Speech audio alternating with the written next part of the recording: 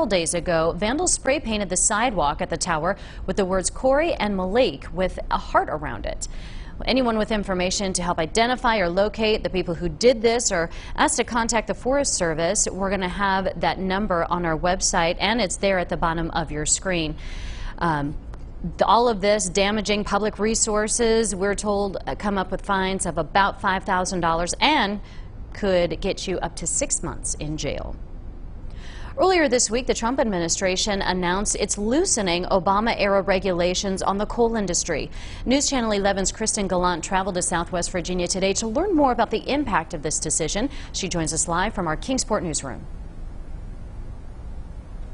Sarah, the Environmental Protection Agency announced it's replacing the Clean Power Plan with the Affordable Clean Energy Plan. This is in hopes that the coal mining industry may expand.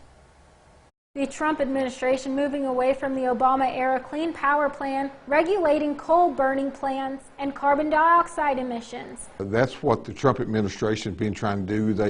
They've withdrawn some regulations that was putting restrictions on coal operations going in. Those rules led to coal mines closure across the country.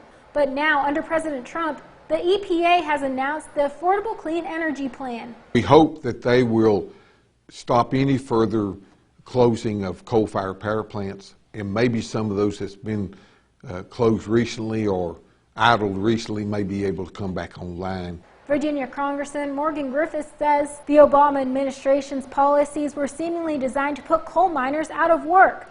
By scraping many of his predecessors' onerous rules, President Trump has helped to level the playing field for coal. As countries around the world continue to use coal and expand their use of coal, the Trump administration's policies will allow Virginia coal to be part of the U.S. and global energy supply. The top two coal-producing counties in Virginia are Buchanan and Dickinson County, both in Southwest Virginia. This plan will turn a lot of the authority to whatever you do with coal plants to try to reduce the emissions of carbon dioxide back to the state.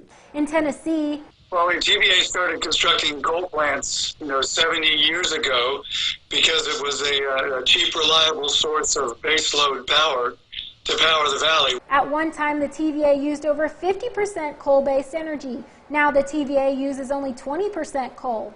Coal does remain an important part of our generation portfolio. It's a good baseload power source for us, but it's only one part of our generation mix. Now the TVA is trying to balance its use of energy sources using mostly natural gas. Over the past 10 years, the TVA has closed a number of coal units, including John Saphir up in Rogersville. Sarah? Kristen Gallant, thanks. Now this new plan is primarily to help both businesses and homes with the use of coal for electricity.